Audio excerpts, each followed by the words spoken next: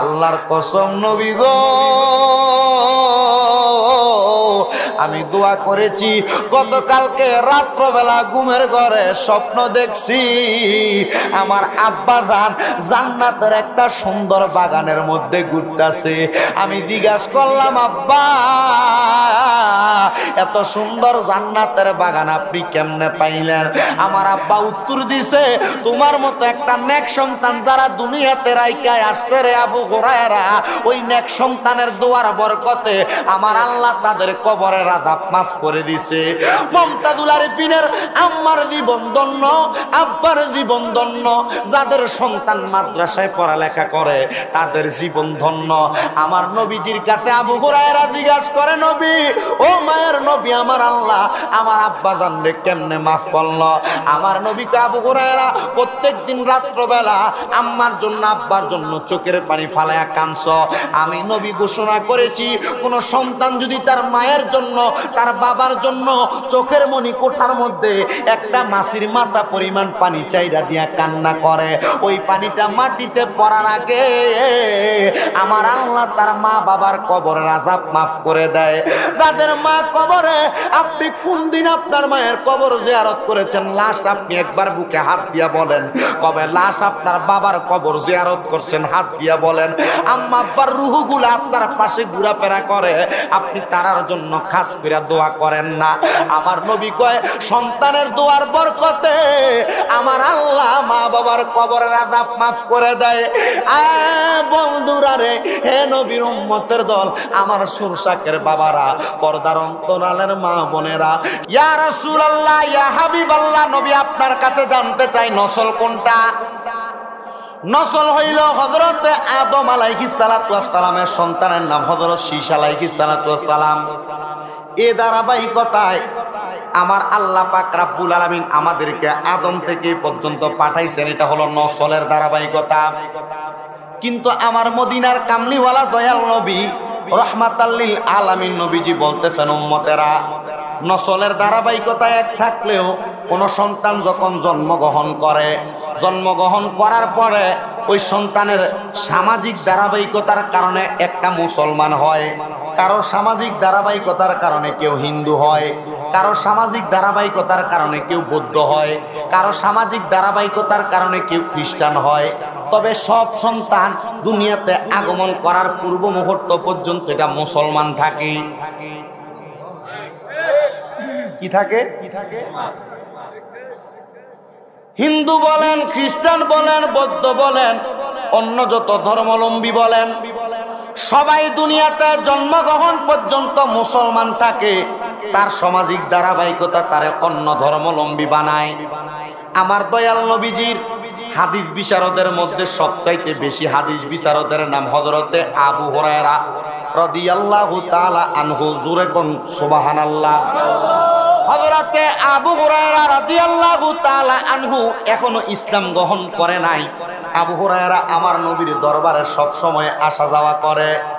হযরত আবু হুরায়রা লক্ষ্য করে দেখলেন আমার নবীও দরবারে মুহাম্মদীর মধ্যে বসা, মানে মসজিদে নববীর মধ্যে বসা। আমার নবীজি যখন এমন বসা অবস্থায় হযরত আবু হুরায়রা লক্ষ্য করে দেখলেন হযরত সিদ্দিক আকবর, হযরত ওমরে ফারুক, হযরত ওসমান জিন নুরাইন, হযরতে মৌলা আলী মুশকিল কুশা, এই চারজন আমার নবীর ধারাবাহিকতায় খেলাফতের দায়িত্ব পালন করবে। আমার নবীজি তাদেরকে খেলাফতের দায়িত্ব পালন করা যে যোগ্যতার প্রয়োজন, নবীজির মুখের বাণী দ্বারা, আল্লাহর ওহী দ্বারা তাদেরকে বোঝাইতেছেন। এবার আমার নবী রহমাতুল লিল আলামিন নবীর দরবারে যখন আবু হুরায়রা আসে, এখনো মুসলমান না, ইহুদি অবস্থায় নবীর দরবারে আগমন করে। একদিন আবু হুরায়রা লক্ষ্য করে দেখলেন একটা ইহুদি পুরুষ মানুষ, একটা ইহুদি নারী মানুষ আর একটা ছোট্ট বাচ্চা নিয়ে আমার দয়াল নবীর দরবারে হাজির হয়ে গেছে।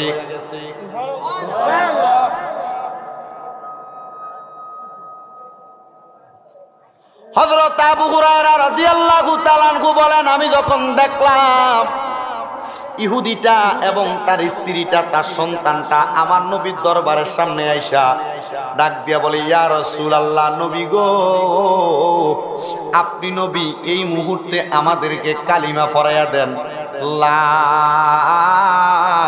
ইলাহা ইল্লাল্লাহু মুহাম্মাদুর রাসূলুল্লাহ সাল্লাল্লাহু আলাইহি ওয়াসাল্লাম। জোরে কোন সুবহানাল্লাহ। হযরত আবু হুরায়রা বলে, আমার নবীকে ওই ইহুদিটাই কথা বলার সাথে সাথে আমার নবী তারে মুসলমান বানায় নাই। জি, আমার নবী তারে মুসলমান বানায় নাই। ইয়া রাসূলুল্লাহ, কোন ইহুদি যদি আপনার কাছে আসে ইসলাম গ্রহণ করার জন্য, আপনি তো তারে মুসলমান বানানোর কথা, আপনি তারে সাথে সাথে মুসলমান বানান নাই। হযরতে আবু হুরায়রা রাদিয়াল্লাহু তাআলা আনহু বলে, যখন আমার নবী তারে মুসলমান বানায় না, আমার নবী জিজ্ঞাসা করলো, ও ইহুদি, তুমি যে আমি নবীর কাছে ইসলাম গ্রহণ করার জন্য আসলা, জানতে চাই রে বাবা, ইসলাম কেন তুমি গ্রহণ করবা? তোমাকে তো জোরপূর্বক কেউ ইসলাম ধর্ম গ্রহণ করার কথা বলে না। ওই ইহুদি বলে, ইয়া রাসূলুল্লাহ, আপনার দরবারে আমি কোনোদিন আসি নাই।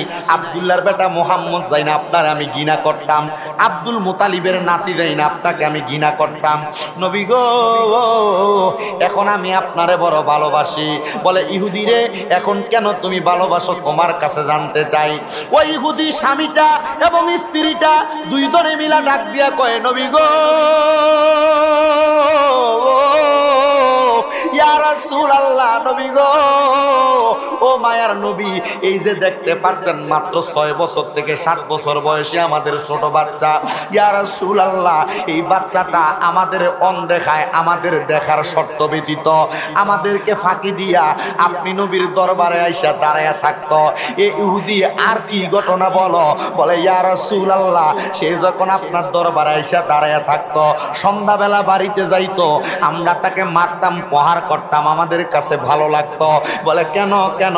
বলে, আমরা চাই নাই কোনো মানুষ উম্মতে মুহাম্মদী হইয়া যাক, আমরা চাইছি ইহুদি মতবাদের উপরে থাক।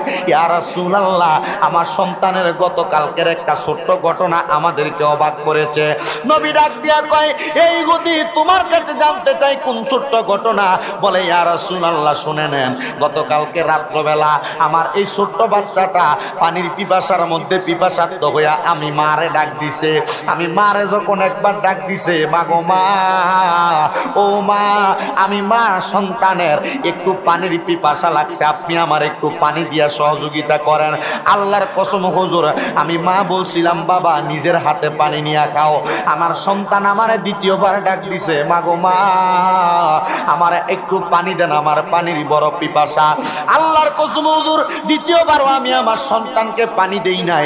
এবার আমার সন্তান তৃতীয়বার আমার স্বামীকে ডাক দিল, আব্বা জান, আমার একটু পানি দেন না। আমি হঠাৎ করে চিন্তা করলাম, হুজুর, আমার সন্তান প্রতিদিন নিজের হাতে পানি নিয়ে খায়, আজকে আমার সন্তান পানি নিয়ে খাচ্ছে না, আমার বারবার পানির জন্য ডাকাডাকি করতেছে। আমি উঠলাম, জিজ্ঞেস করলাম, বাবা, পানির জন্য তো কোনোদিন এত ডাকাডাকি করো না, আজকে কেন এতবার ডাকাডাকি করলা জানতে চাই। ওই ছোট বাচ্চা কয়, মা, আপনারা এতবার ডাকলাম, আপনি আমারে পানি দিলেন না। ও আব্বা জান, আপনারা একবার বললাম, আপনি পানি দিলেন না। এবার ছোট বাচ্চাটা, আগের যুগে পানির কোনো জগ ছিল না, মগ ছিল না। আগে মানুষ পানির মগ এবং জগ বানাইতেন পাথর কাইটা, পাথর কর্তন কইরা, খেজুর গাছের ডালগুলার কাইটা, খেজুর গাছের মাঝখানে গর্ত করে এটারে পানির পাত্র বানাইতেন। ওই ইহুদি বলে, ইয়া রাসূলুল্লাহ, আমাদের পানির পাত্র থেকে আমাদের সন্তান একটু পানি নিলেন। ওই পানিটা যখন তার পানির পাত্রে নিলেন খাওয়ার জন্য, নবীজি এমন টাইমে আমি ঘুম থেকে উঠলাম, ওঠার পরে দেখলাম আমার সন্তানটা পানিটা পান করবে। আমি বললাম, বাবা দাঁড়াও, তুমি না পানি চাইলা। আমি পানির কথা বলার সাথে সাথে আমার সন্তান আমারে বলে, বাবা পানি তো দেন নাই, একটু আলোটা জ্বালাইয়া দেন। কি করেন? মার কাছে চাইছি 2 বার, আব্বার কাছে 1 বার, দুজনে পানি দেয় না। চিন্তা হচ্ছে, একদিনও আমার ফুতে এতভাবে আমার কাছে পানি চায় না, সব সময় নিজে নিয়ে খায়, আজকে নিয়ে খাইতে দিলাম। সন্তান বলে, বাবা পানি চাইলাম, পানি দেন নাই। মা, আপনার কাছে পানি চাইলাম, পানি দেন নাই। তবে এখন পানি দিবেন না, আপনি এই মুহূর্তে আমার একটু আলো জ্বালাইয়া দেন, মশাল জ্বালাইয়া দেন। মা বাবা অবাক হয়ে গেলেন, কিরে সন্তান তো কোনোদিন এমন কথা বলে না। ইয়া রাসূলুল্লাহ, নবী গো, আমি যখন আলোটা জ্বালাইলাম, আমি লক্ষ্য করে দেখলাম আমাদের পানির বড় পাত্রটার মধ্যে যেটা থেকে আমার সন্তান গ্লাসের মধ্যে পানি নিছে।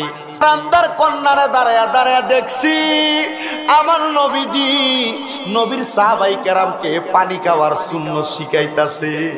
ছোট বাচ্চা ডাক দিয়া কয়, মা গো মা, মুহাম্মাদুর রাসূলুল্লাহকে আমি তাকায়া দেখলাম আমার নবী নবীর সাহাবায়ে কেরামরে পানি খাওয়ার সুন্নাত শিখায়। কি খাওয়ার সুন্নাত? জোরে কন্যা কথা, কি খাওয়ার সুন্নাত শিখায়? মা আমি দেখলাম মুহাম্মাদুর রাসূলুল্লাহ শিখিয়ে দিতেছে তোমরা যখন পানি পান করবা সর্বপ্রথম তোমরা পানি দেখে পান করবা, পানি দেখার পরে বিসমিল্লাহ বলে মুখে নিবা। ও আম্মা, আল্লাহর কসম নবীজির কথা মানতে যাইয়া আমি এই মুহূর্তে এই জন্য পানিটা দেখার কথা বললাম। মা এবং সন্তান এবং তার বাবা তিনজন ওই রাত্রবেলার ঘুমায় নাই, চটপট চটপট করতে করতে সকালবেলা ফজরের নামাজের পরে আমার নবীর দরবারে যায় দাঁড়ায় গেছে। নবী গো, ইসলাম কবুল করাইয়া দেন, আল্লাহর কসম আর কোনোদিন ইসলামের ছায়াতলের বাহিরে যাব না। আমার নবী কবুল করলেন, ইসলাম কবুল করাইয়া তাদেরকে যখন তাদের নিজ নিজ বাসগৃহের মধ্যে পাঠিয়ে দিলেন, হযরত আবু হুরায়রার এই দৃশ্যটা দেখে বড় ভালো লাগছে।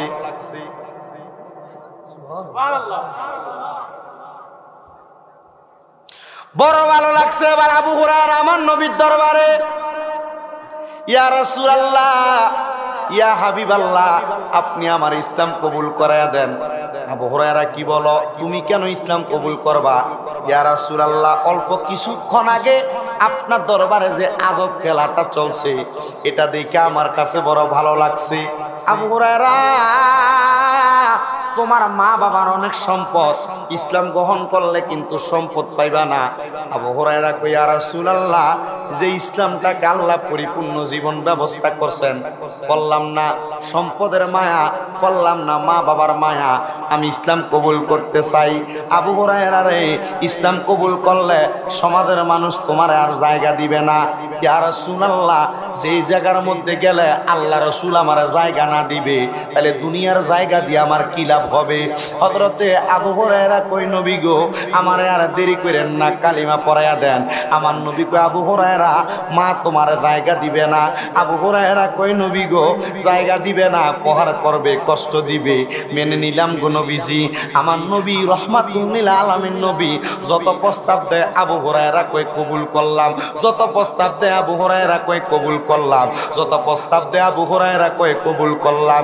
আমি জানতে চাই আমার আল্লাহ যদি আপনার সম্পদ দিয়া ভরপুর কইরা দেয়, টাকা দিয়া ভরপুর কইরা দেয়, ব্যবসা বাণিজ্যের মধ্যে মাল দিয়া ভরপুর কইরা দেয়, দুনিয়ার মানুষ দুনিয়াতে আপনাকে মন্দ বলবে, দুনিয়ার মানুষ দুনিয়াতে আপনাকে খারাপ বলবে, দুনিয়ার মানুষ আপনাকে দুনিয়ার জমিনের মধ্যে বাজে মন্তব্য করবে, আমি জানতে চাই আল্লাহ যদি উপরের দিকে তোলে দুনিয়ার মানুষের মন্তব্য আপনারে নামাইতে পারবো নি?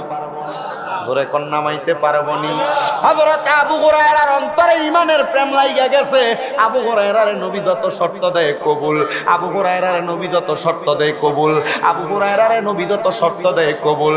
এবার আমার নবী রাহমাতুল লিল আলামিন নবীজি হযরত আবু হুরায়রার ইসলামটা গ্রহণ করাইয়া দিয়েছেন। আবু হুরায়রা ইসলাম গ্রহণ করলেন। ইয়া রাসূলুল্লাহ, আমার কাছে বড় ভালো লাগে। হে আবু হুরায়রা, ইসলাম গ্রহণ করেছো, এবার তোমার এক নাম্বার কাম, তোমার মা কি মুসলমান? ইয়া রাসূলুল্লাহ, না। আব্বা কি মুসলমান? নবী গো, আমার আব্বা দান ইন্তেকাল করেছে। আবু হুরায়রা, সর্বপ্রথম কু আনফুসাকুম ওয়া আহলিকুম নারা, আগে জাহান্নাম থেকে নিজে বাঁচো, পরে তোমার আহালকে বাঁচাও। আবু হুরায়রা, নিজে বাইসা গেলা, তোমার মা রে কি তুমি জাহান্নাম থেকে বাঁচাইবা না? আবু হুরায়রা এমন খুশি হইয়া গেছে, ইয়া রাসূলুল্লাহ, আপনার কথা কবুল করলাম। আবু হুরায়রা বাড়ির দিকে রওনা করলেন। লক্ষ্য করে দেখলেন বাড়ির দরজার মধ্যে তার আম্মাজান দাঁড়ায় আছে। আম্মাজান, আপনার কাছে আমি একটা কথা বলতে চাই। আবু হুরায়রার জীবনী পড়তে যায় দেখলাম আবু হুরায়রা বাড়ির মধ্যে যাওয়ার সাথে সাথে তার আম্মাজান আবু হুরায়রার এমন প্রহার করছে, এমন আঘাত করছে, এমন মারছে। আবু হুরায়রা কয়, আল্লাহর কসম, জাহিলিয়া যুগে যদি কোনো মানুষকে ইসলামের জন্য এমন ভাবে মারতো, তারা ইসলাম ধর্ম ত্যাগ করে দিত, ইসলাম ধর্ম ভুলে যাইতো। আমি আবু হুরায়রা হুরায়রা ইসলাম ধর্ম বলি নাই। হযরত আবু হুরায়রা রাদিয়াল্লাহু তাআলা আনহু বলে আমার মা যখন আমারে মারলো চারদিকে যোহরের নামাজের আযান হইতেছে, আমি আমার নবীর দরবারে গেলাম, চোখের পানিগুলা ছেড়ে দিয়া কান্না করতেছি। আমি লক্ষ্য করে দেখলাম আমার নবীজি আমি আবু হুরায়রার দিকে তাকিয়ে তাকিয়ে কান্না করে। আমি জিগাইলাম নবী গো ইয়া রাসূলুল্লাহ আপনি কেন কান্না করেন, আপনার কান্নার কারণ জানতে চাই। আমার নবী কো আবু হুরায়রা তুমি কেন কান্না করো ইয়া রাসূলুল্লাহ, আমার মা আমারে প্রহার করছে এইজন্য। আবু হুরায়রা আগে তোমারে বুঝাইছি মা তোমারে মারবো, ইসলাম কবুলটা তুমি কইরো না।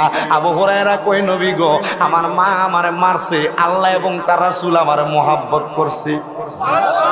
আরো জোরে বললেন না সুবহানাল্লাহ। নবীজি ও দয়াল নবী মায়ার নবী রহমাতুল লিল আলামিন নবীজি আমার কাছে বড় ভালো লাগছে নবী গো। আমার মা আমার একদিক দিয়ে মারে, আমার কাছে মুহাব্বত লাগে নবী গো। আমার কষ্ট হয় নাই নবী, আপনি নবী আমার দোয়া কইরা দেন আমি যেন ইসলামের উপরে থাকতে পারি নবীজি। হযরতে আবু হুরায়রার পূর্বের নাম আবু হুরায়রা ছিল না রে, আবু হুরায়রার পূর্বের নাম ছিল আবু কুহাফা। আবার কেউ কেউ বলে নুমান ইবনে সাবেত। ওই নুমান ইবনে সাবেত নামক সাহাবীটা বলে আমি যখন আমার মার কাছে একবার যাই আমার মা আমারে মারে, দুইবার যাই আমার মা আমারে মারে, তিনবার যাই তিনবার আমার মা আমারে মারে। আল্লাহর কসম এমন ভাবে যখন আমি আমার নবীর দরবারে আসা যাওয়া করি, হঠাৎ করে আমি একদিন আমার বাড়িতে যাওয়ার পরে আমি আমার ঘরের দরজার মধ্যে ডাক দিলাম আসসালামু আলাইকুম ওয়া রাহমাতুল্লাহ। আমার নবীর হাদিসে দেখলাম কারোর ঘরের দরজার মধ্যে গেলে তিনবার সালাম দেওয়া লাগে। আমি আমার মায়ের দরজার সামনে যাইয়া দুইবার সালাম দিলাম আসসালামু আলাইকুম ওয়া রাহমাতুল্লাহ। আমার মা আমার জন্য দরজা খোলে না, তৃতীয়বার সালাম দিলাম আসসালামু আলাইকুম ওয়া রাহমাতুল্লাহ। আমার মা আমার জন্য দরজা খোলে না। আল্লাহর কসম এবার আমি চুপ করে দাঁড়িয়ে থাকি, আর যখন কোনো কথা বলি না। আমার মা দরজা খোলার পরে তারপরে আমি আমার মায়ের ঘরের মধ্যে প্রবেশ করি। এবার যখন সর্বশেষ একদিন আমি আমার মায়ের ঘরে প্রবেশ করলাম রে, আসরের নামাজের পরবর্তী সময় আমি ঘরের মধ্যে প্রবেশ করার সাথে সাথে আমার মারে দেখলাম খেজুর গাছের একটা বাকলা ডাল দিয়া আমার মা আমি আবু হুরায়রার পিঠের মধ্যে আঘাত করতেছে। আমি লক্ষ্য করে দেখলাম আমার মা যখন আমি আবু হুরায়রার পিঠের মধ্যে আঘাত করে আমার মার খেজুর গাছের ডালটার মধ্যে খেজুর গাছের কাঁটাগুলার মধ্যে রক্তগুলা লাইগা রইছে। আমি আমার মারে একটা কথাও বলি নাই, আমি আমার মারে একটা আঘাতও করি নাই, আমি আমার মারে একটা টু শব্দ করি নাই। এ জগৎবাসী শুনো শুনো, আমার মা যখন আমারে মারতে মারতে ক্লান্ত হয়ে গেলেন, আমি আমার মার উল্টে প্রশ্ন করলাম আম্মা জান আপনি যে আমাকে মারছেন আপনার হাতে কোনো ব্যথা পাইছেননি? আমার মা আমি আবু হুরায়রার কোনো উত্তর দেয় না রে। আমি যখন দেখলাম আমার মা আমার সাথে কোনো কথা বলে না, আমি আমার মার ঘর থেকে বাইর হইয়া আমার নবীর দরবারে গেলাম। আমার শরীরটা আমার নবীজির দরবারে আমি আর দেখাই না। হযরত আবু হুরায়রা কয় আমার ইসলাম কবুল করার আগে অনেক জামা কাপড় ছিল, ইসলাম কবুল করার পরে মাত্র একটা জামা আমার ছিল। ওই জামাটা পইরা যখন আমি নবীর দরবারে গেছি রে, আমার নবীর সাহাবায়ে কেরাম পেছন দিয়ে আমি আবু হুরায়রার হাত দিয়া দেখি আমার পিঠটা বায়া বায়া রক্ত পড়তাছে। আমার নূরের নবীজির সাহাবায়ে কেরাম কয় নবী গো আবু হুরায়রার পিঠটা বায়া বায়া রক্ত পড়তাছে। আমার নবী কয় কি রে আবু হুরায়রা কেন তোমার পিঠ দিয়া রক্ত? ইয়া রাসূলুল্লাহ আমার মা আমারে আজকে আঘাত করছে খেজুর গাছের ডাল দিয়া, ওই ডালের কাঁটাগুলো আমি আবু হুরায়রার পিঠের মধ্যে লাইগা গেছে। আমার নবী ডাক দিয়া কয় আবু হুরায়রা পিঠের মধ্যে ব্যথা হইতাছে এজন্য কান্দো? নবীজি না না না, আমার মা আমারে মারছে আমি এই জন্য কান্দি না। নবী গো আমার মা আমার মারছে, মারার কারণে আমার পিঠে ব্যথা হইতেছে আমি এই জন্য কান্দি না। কিরে আবু হুরায়রা তাইলে কান্দো কেন? কান্না করার কারণ জানতে চাই। আবু হুরায়রা কয় নবী গো আপনার দরবারে তো আমি আজকে একদিন দুই দিন আসি না, অনেক দিন আমি আপনার দরবারে আসি। নবীজি আপনি কত মানুষের জন্য দোয়া করেন, ইয়া রাসূলুল্লাহ আপনি আমার মার জন্য একটু দোয়া করেন না গো, দোয়া করেন। আমার নবীজি কয় কি আবু হুরায়রা, মা তোমারে মারে, তুমি তো বদদোয়া করার কথা, মনে কষ্ট পাওয়ার কথা, তুমি বুঝি এই জন্য কান্দো, তোমার মা তোমারে মারে, তোমার মার জন্য আমি দোয়া করতাম। আমার নবী উপস্থিত সব সাহাবায়ে কেরামকে নিয়ে হাতটা তুললেন, হাতটা তুলে আমার নবী দোয়া করে আল্লাহুম্মা ইহদি, ও আল্লাহ আপনি আবু হুরায়রার মার হেদায়েতটা কবুল করেন। আমার আল্লাহ দোয়া করলেন, আমার নবী দোয়া করলেন, আল্লাহ দোয়া কবুল করলেন। লক্ষ্য করে দেখতেন আবু হুরায়রার পিঠ দিয়া বায়া বায়া রক্ত পড়ে, নবীর সামনে বসা আবু হুরায়রা ওই জায়গা থেকে উঠে একটা দৌড় মারছে, পিছন দিয়া সাহাবায়ে কেরাম হযরত আবু হুরায়রা আটকাইলেন, ডাক দিয়া কই কি আবু হুরায়রা, আমার নবীরে বললা দোয়া করার জন্য, ব্যথার জ্বালা সহ্য করতে পারো না এই জন্য নি তুমি চলে দাও, তোমার শরীরের মধ্যে ব্যথা হইতেছে এই জন্য তুমি চলে দাও। আবু হুরায়রা কই না, আমি আমার ব্যথার জ্বালা সহ্য না করতে পারা যাই না, আমি এই জায়গার মধ্যে থেকে কষ্ট পেয়ে যাই না। শোনো রে, আমার নবী না দোয়া করছে, আমি এখান থেকে যাইতেছি একটা কারণে, আমি আমার নবীর দোয়াটা করার সাথে সাথে দৌড় মারার কারণ হইল আমি বাড়িতে দেয়া দেখবো হযরতে আবু হুরায়রা আগে বাড়িতে গেছে না মুহাম্মাদুর রাসূলুল্লাহর দোয়াটা আগে বাড়িতে গেছে।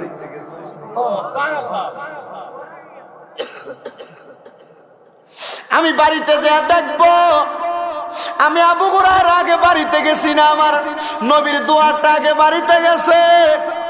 হে মুসলমান, হে আমার পর্দার আড়ালের মা, আজকে যারা কষ্ট করে বৈশা রইছ রে, দোয়া করা হবে তোমাদের সবাইকে নিয়ে, সবাই দোয়া করবা। আজকের মাহফিলে অনেকে আছো যাদের দুনিয়াতে মা নাই, অনেকে আছো যাদের দুনিয়াতে আব্বা নাই।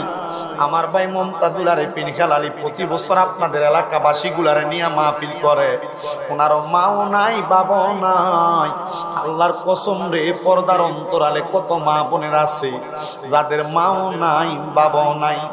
আজকে সকালবেলা যখন আমি আমার নানার বাড়িতে অবস্থানরত, গতকালকে রাত্র 9টার দিকে আমার নানা জান মারা গেছে।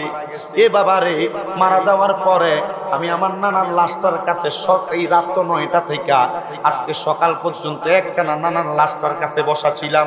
যদিও মাঝে মাঝে উযু করার জন্য উঠতাম, নানার পাশে বইসা বইসা নানার জন্য আমি খাস করে দোয়া করছি। কেন জানেন, আমার জীবনে শ্রেষ্ঠ মানুষ দেখা আমলওয়ালা মানুষের মাঝে আমার নানাকে দেখছি একজন কোনোদিন পরের একটা কামাইরা খায় নাই, কোনোদিন মানুষের সঙ্গে খারাপ ব্যবহার করে নাই। আমার নানার আমলগুলা ছিল বড় ভালো। আমার সাথে যারা চলাফেরা করে তারা অনেকে জানে আমার নানা কেমন মানুষ। দোকানদারি করতেন, সব সময় আল্লাহর কোরআন শরীফ খুলা বইসা বইসা কোরআন শরীফ পড়তেন। কেউ খরচ চাইলে কোরআন শরীফটা রাইখে খরচটা দিয়ে কোনো কথাও বলতেন না, নিজে নিজে আবার কোরআন পড়তেন। যদি কোরআন পড়তে পারতেন তারপরে দেখতাম কোরআন শরীফ রাইখে নেয়ামল কোরআনের অনেক মাসলা মাসাইল পড়ে, নেয়ামল কোরআনের অনেক আমল আখলাক করে। আবার কখনো কখনো দেখতাম হাতের মধ্যে সব সময় তসবিহ।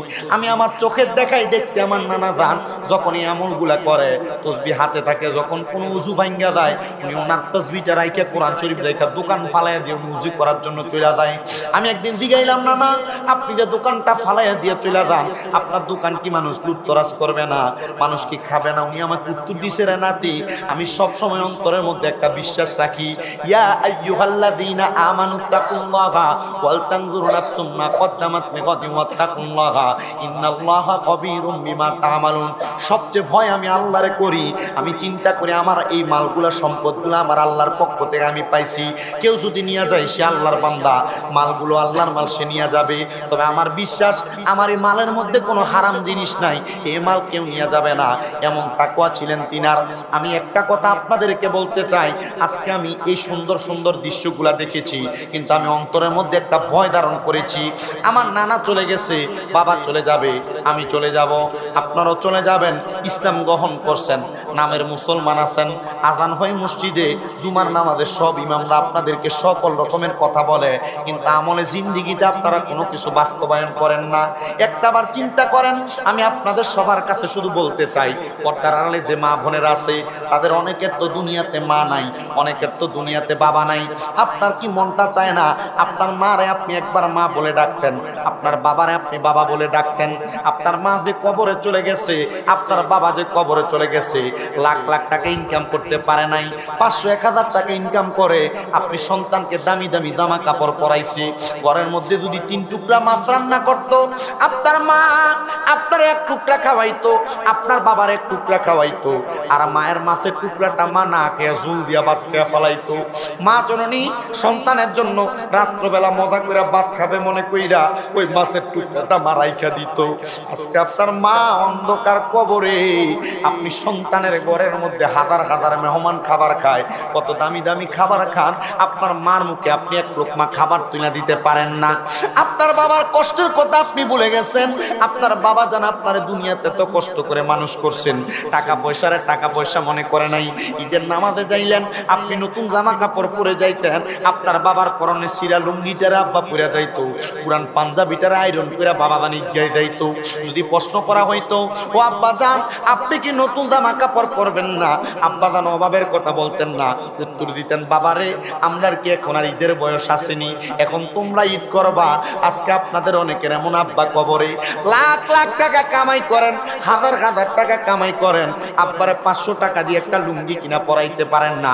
আপনার বাবা অন্ধকার কবরে। হযরত আবু হুরায়রা বলে, আমি বাড়ির মধ্যে যা দেখলাম রে, আমার মারে আমি প্রত্যেকদিন 3 বার সালাম দেওয়া লাগতো, আর আমি আজকে সালাম দেওয়ার আগে আমি দেখলাম আমার মা আমার জন্য দরজা খুলছে। আমি তাকে দেখি রে, আমার মায়ের চুলগুলা বায়া বায়া পানি পড়ে। আমি জিগাইলাম, মা গো প্রত্যেকদিন 3 বার সালাম দেওয়া লাগে, আরে 3 বার সালাম দেওয়ার অনেক পরে আপনি আমার জন্য দরজা খোলেন। মা গো মা, ও মা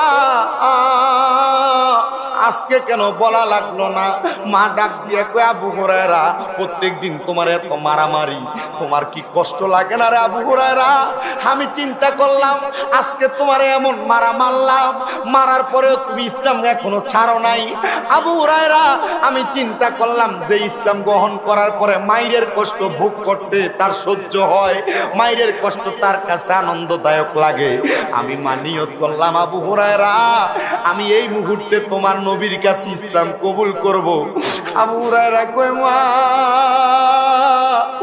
ও মা গো, আমি আবু হুরায়রা ইসলাম কবুল করার পরে কোনো ভালো কাজ করতে পারছি কিনা জানি না, তবে আমি একটা ভালো কাজ করছি গো মা,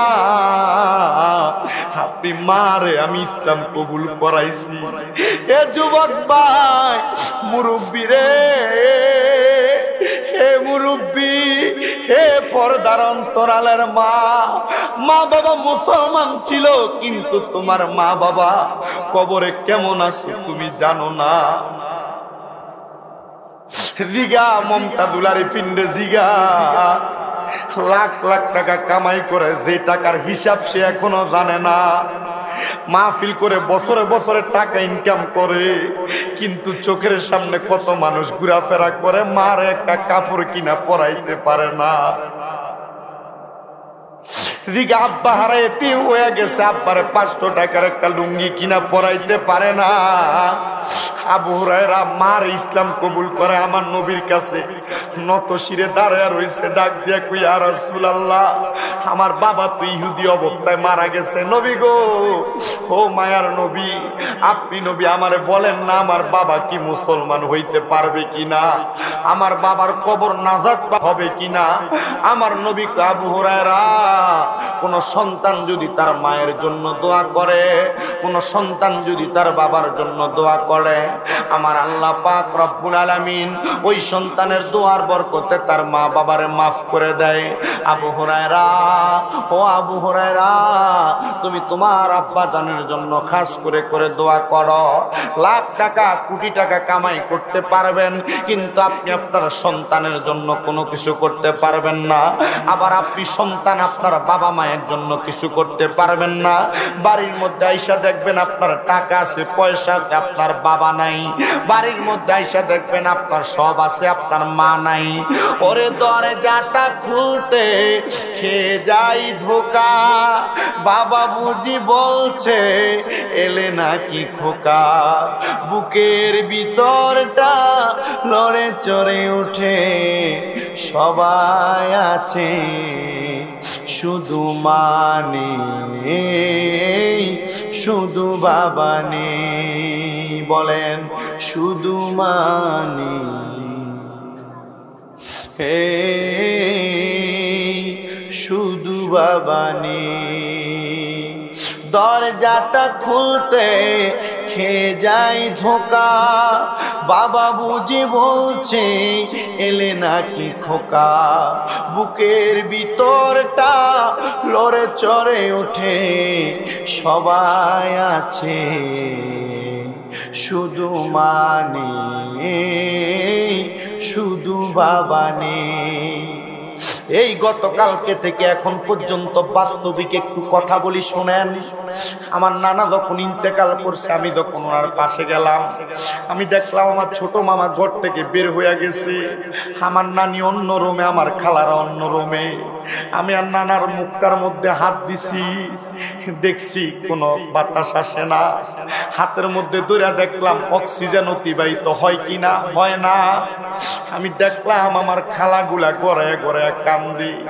কিন্তু আমি দেখছি সন্ধ্যা থেকে রাত্র 9টা থেকে সকাল পর্যন্ত আমার মারে আমি একটুও কান্না করতে দেখি নাই। আমি ফজরের নামাজ পড়তে মসজিদে গেছি, আইসা দেখি আমার মা আমার নানার লাশটার কাছে বয়া বয়া ঘরে ঘরে খায়। আমি দেখছি যখন আমার নানার লাশটারে কাফন পরাইয়া, আমি যখন ওনার পাশে দাঁড়াইয়া সবার কাছ থেকে মাপ নিতেছি, আমরা মা নানার লাশটার কাছে আইসা খাটিয়াটা ধরে বৈশা বৈশা কান্দে। কি লেগে জানেন? আমি শামীম রেজা আজকে ওয়াজ করতে পারতাম না, বক্তা হইতে পারতাম না, যদি আমার নানার সামান্য অনুদান আমার পেছনে না থাকতো। প্রত্যেক বৃহস্পতিবার আমার নানির বাড়িতে নিয়ে যাইতো। শনিবারের সকালবেলা সাথে আমার নানা নাস্তা পানি দিয়ে আমার বাড়িতে পাঠিয়ে দিত। অন্তরটা জইলা যায়, যাদের মা নাই তারা জানে এমন কষ্ট।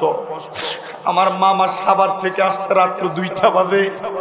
আমি আইসা দেখি সে কান্না করে না, কারণ বড় ভাই মানুষ, কান্না করবে কেমনে? সে বড় বড় নিঃশ্বাস পালায়, চোখের পানি পালায় না। আপনি একটাবার চিন্তা করেন, আপনার মা কবরে, আপনার বাবা কবরে, আপনি কি করবেন? আপনার সম্পদ দিয়া কি করবেন? আপনার টাকা পয়সা দিয়া? এমন ভাবে দুনিয়ার সব মানুষ বিদায় হয়ে যায়। আল্লাহর দোহাই লাগে। হযরতে আবু হুরায়রা নবীর দরবার থেকে আইসা কই, নবী আমি দোয়া করলে আল্লাহ আমার মা বাবারে মাফ করে দিবে। আবু হুরায়রা সব সময় দোয়া করে। আমার নবী হযরত আবু হুরায়রার কথা কবুল করলেন। হযরত আবু হুরায়রা পরের দিন সকালবেলা ফজরের নামাজের সময় আমার নবীর দরবারে আইসা দাঁড়িয়ে গেছে। ইয়া রাসূলুল্লাহ, লাব্বাইক ইয়া হাবিবাল্লাহ।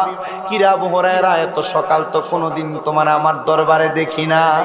আবু হুরায়রা কই, নবী গো, ইয়া রাসূলুল্লাহ, আপনি বলেছেন আমার মার জন্য দোয়া করতে করেছি, আল্লাহ আমার মার মুসলমান বানায়া কবুল করছে। আমার বাবা ইহুদি থাইকা মারা গেছে, আপনি বলছেন আমি সন্তান দোয়া করলে আমার বাবার কবর আযাব মাফ হইব। আল্লাহর কসম নবী গো, আমি দোয়া করেছি। গতকালকে রাত্রবেলা ঘুমের ঘরে স্বপ্ন দেখছি আমার আব্বা জান জান্নাতের একটা সুন্দর বাগানের মধ্যে ঘুরতেছে। আমি জিজ্ঞাসা করলাম, আব্বা এত সুন্দর জান্নাতের বাগান আপনি কেমনে পাইলেন? আমার আব্বা উত্তর দিছে, তোমার মতো একটা নেক সন্তান যারা দুনিয়াতে রাইকায় আসছে রে আবু হুরায়রা, ওই নেক সন্তানের দোয়ার বরকতে আমার আল্লাহ তাদের কবরের আযাব মাফ করে দিছে। মুমতাজুল আরিফিনের আম্মার জীবন ধন্য, আব্বার জীবন ধন্য, যাদের সন্তান মাদ্রাসায় পড়ালেখা করে তাদের জীবন ধন্য। আমার নবীজির কাছে আবু হুরায়রা জিজ্ঞাসা করে, নবী ও মায়ের নবী, আমার আল্লাহ আমার আব্বা জানলে কেমনে মাফ করলো? আমার নবীকে আবু হুরায়রা প্রত্যেকদিন রাত্রবেলা আম্মার জন্য আব্বার জন্য চোখের পানি ফালায়া কাঁদছ। আমি নবী ঘোষণা করেছি, কোন সন্তান যদি তার মায়ের জন্য তার বাবার জন্য চোখের মনি কোঠার মধ্যে একটা মাছির মাথা পরিমাণ পানি চাইরা দিয়া কান্না করে, ওই পানিটা মাটিতে পড়ার আগে আমার আল্লাহ তার মা বাবার কবরের আযাব মাফ করে দেয়।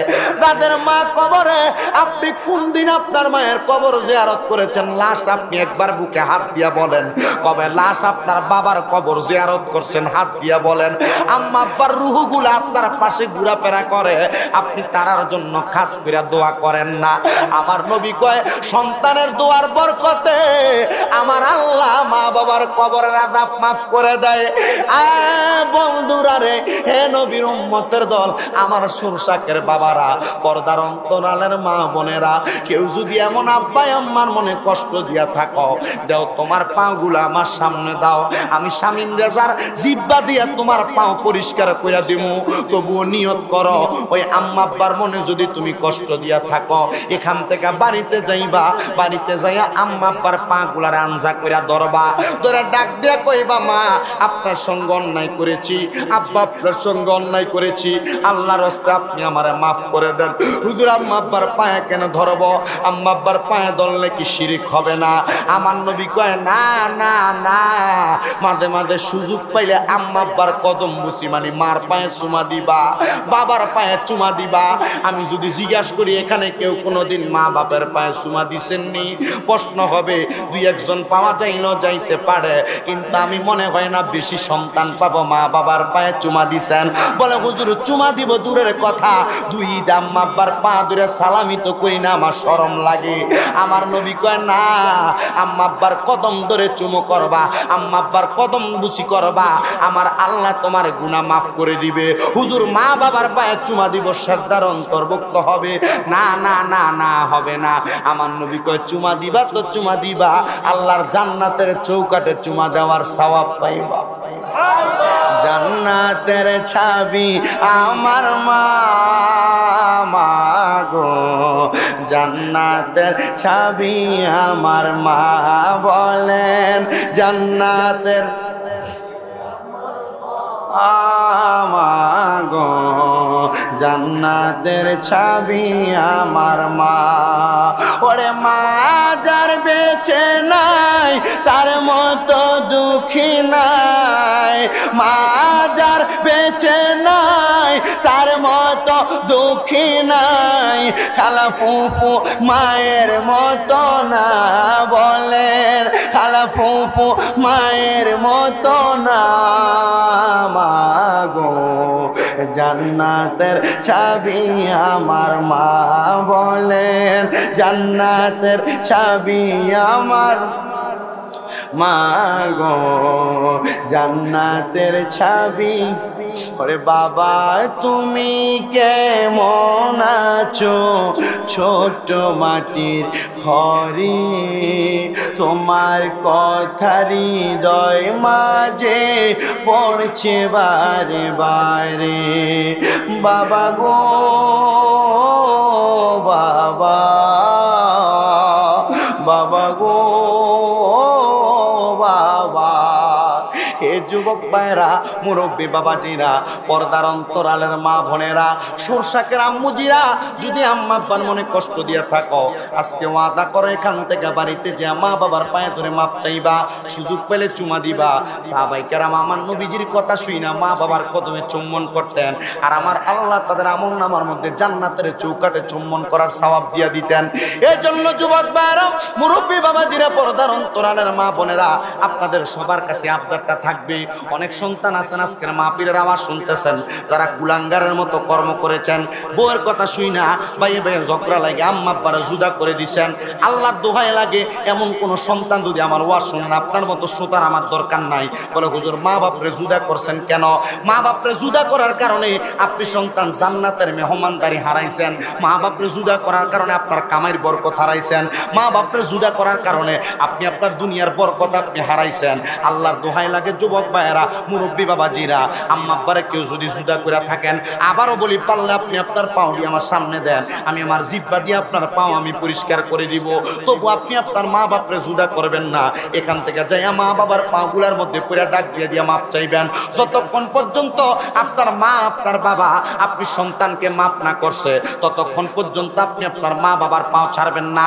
মা বাপ এই বেলায় করে, দুপুর বেলায় করে, রাত্র বেলায় করে কেন ঘুরে ঘুরে খাবার খাবে? এক সপ্তাহে করে আরেক সপ্তাহে করে কেন ঘুরে ঘুরে খাবার খাবে? আপনি বলবেন মা আপনি এক করে খাবার খাইবেন, তিন ভাইয়ের ঘরে যা রান্না হবে আপনি তা দিয়ে খাবার খাইবেন, সব আপনার সামনে যাবে, আপনি কারোর ঘরে ঘরে খুঁজা খুঁজা খাবার খাওয়া লাগবে না। আল্লাহর দোহাই এমন কর্ম যদি তুমি করতে পারো, তোমার সম্পদের কোনো অভাব হবে না, টাকার কোনো অভাব হবে না। আমার রাসূল বলেছে দুনিয়ার দান সৎকার চাইতে কোনো সন্তান যদি তার মা বাবার পেছনে টাকা পয়সা বেশি খরচ করে, আমার আল্লাহ দান সৎকার চাইতে সওয়াব আমার আল্লাহ এটার মধ্যে বেশি দেয়। আরো জোরে নাই সুবহানাল্লাহ। যেদিন আমি এই হাদিস শরীফ পড়ছি, এরপর থেকে আমার সংসারের খরচ ছিল মাসে 20 থেকে 15 থেকে 20,000 টাকা। এখন থেকে আমি মাসে আমার পরিবারের 40,000 খরচ করি, 50,000 টাকা খরচ করি। আমি কোনো চিন্তা করি না। আমি দেখি এই দিন যদি 50,000 টাকা যদি এক মাসে খরচ হয়, হঠাৎ করে দেখি লন্ডন প্রবাসী একটা কল দিয়ে, হুজুর আমি নিয়ত করছি আপনার মুনাজাত যাচ্ছি না, ভালো লাগছে, আপনার 20,000 টাকা পাঠিয়ে দিচ্ছি। আমি কি ইনকাম করা লাগছে টাকা? আমি এমন বহুত পাইছি। আজকে আজকে আজকে আপনাদের সরষাকের এক মহিলা 2,000 টাকা পাঠিয়েছে, শুধু মহিলার জন্য একটু খাস করে দোয়া করার জন্য। কেন?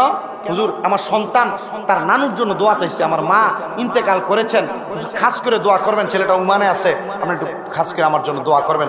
আমার মোবাইলের ভিতরে আজকে সারাদিনে অনেক কল আসছে, আমি শুধু একটা কল রিসিভ করছি, রিসিভ করে দেখি মহিলা কল দিচ্ছে। আল্লাহর দরবারে এতটুকু দোয়া করবেন, যদি আপনি আপনার মা বাবার জন্য টাকা খরচ করতে পারেন, আপনি সবচাইতে বেশি প্রাউড ফিল করবেন। আপনি যদি আপনার মা বাবার জন্য 1 টাকা খরচ করতে পারেন, দুনিয়ার একটা মসজিদ বানাইবেন লক্ষ কোটি টাকা খরচ করে, মা বাবার জন্য 1 টাকা খরচ করবেন, মসজিদ বানানোর চাইতে বেশি সওয়াব পাবেন। আছেন আজকে জান্নাতের বাগানের মধ্যে অনেক সন্তান, পর্দার অন্তরালে অনেক মা বোনের আমার আওয়াজ শুনতেছেন। মা আপনি শুনতেছেন, ঠিক আছে, আপনাদের জন্য খাস করে দোয়া করব, তারপরে জিকির আজকার হবে সব সময়ের মতো। এই মাহফিলের জান্নাতের বাগান, এই বাগানে আপনাদের জন্য দোয়া করা হবে। বলে হুজুর আমার মা অন্ধকার কবরে, আমি জানি কালেকশন হয়েছে, আমি কালেকশন করতে চাচ্ছি না, তবু আমি নিজে থেকে, আমি আমার ভাই মানুষ বলছে কালেকশন হয়ে গেছে, তবু যেন না চাই, তবু আমি এতটুকু বলছি, এত সুন্দর একটা জান্নাতের বাগান হয়। আমি মা বাবার কথা বলছি।